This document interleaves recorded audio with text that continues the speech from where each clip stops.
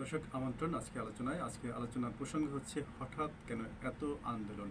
আপনারা জানেন যে ডক্টর ইউনূস সাহেব আজকে এই সকালবেলা চট্টগ্রামে রয়েছেন, তিনি বন্দর পরিদর্শন করছেন এবং এই ফাঁকে দেখলাম আমরা ঢাকা শহরে জগন্নাথ বিশ্ববিদ্যালয়, ঢাকা বিশ্ববিদ্যালয় এবং ঢাকা দক্ষিণ সিটি কর্পোরেশন ও শাহবাগে চতুর্মুখী আন্দোলন হচ্ছে। এই আন্দোলনগুলোতে যেমন যেমন জগন্নাথের আন্দোলনটি হচ্ছে, তারা আবাসন সংঘর্ষ বেশ কিছু দাবি দেওয়া নিয়ে তারা যমুনায় আসতে চাচ্ছিল এবং সেখানে পথিমধ্যে তার কাকাইলে আটকে দেওয়া হয়, সেখানে পুলিশের সঙ্গে সংঘর্ষ হয়েছে।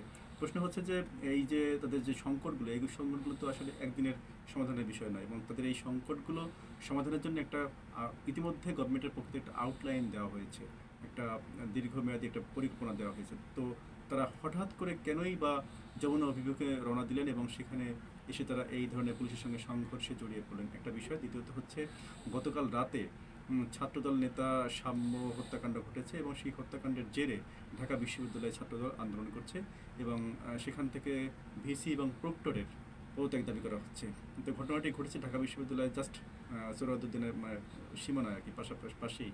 তো এই ক্ষেত্রে ভিসির দোষটা কোথায় বা প্রক্টরের বা দোষটা কোথায়, সেইটা একটা প্রশ্ন। দ্বিতীয়ত হচ্ছে হঠাৎ করে ছাত্রদল কেন এই একই দিনে দুইটা বিশ্ববিদ্যালয় থেকে একই ধরনের কর্মসূচি দেওয়া হলো এবং সেখান থেকে একটা হার্ড লাইনে কেন যেতে হলো, এক।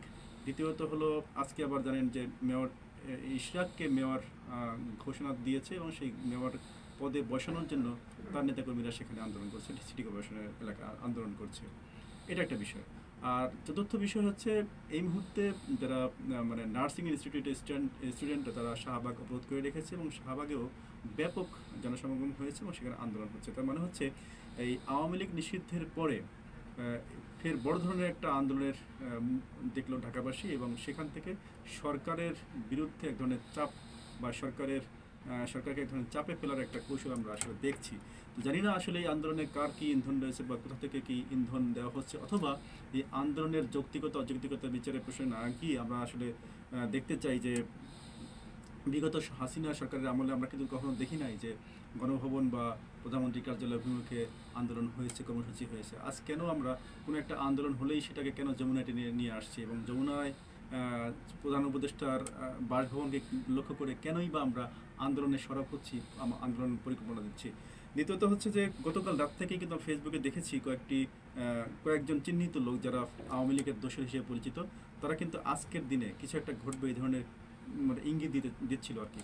বিশেষ করে আমার ফেসবুকে অনেক ফ্রেন্ড তালিকায় রয়েছেন, তাদের অনেকেই আমরা দেখেছি যে বুধবারে কিছু একটা ঘটছে, এই ধরনের একটা আভাস তারা কিন্তু তাদের পোস্টের মাধ্যমে উল্লেখ করেছিলেন। তাহলে কি এই পোস্টের বা এই আন্দোলনগুলোর পিছনে সে পতিত আওয়ামী লীগের কোনো ইন্ধন আছে কি?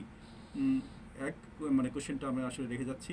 যদি থেকে থাকে তাহলে আমরা ছাত্রদল বা অন্যান্য স্টুডেন্টরা কেন তাদের ফাঁদে পা দিচ্ছি, অথবা এই আন্দোলনকে তাদের হাতে তুলে দিচ্ছি গভর্নমেন্টকে অস্থির করার পেছনে জন্য আমরা কেনই বা এই 24-এর যে স্টেক হোল্ডাররা তারা কেন এত উতলা হচ্ছি।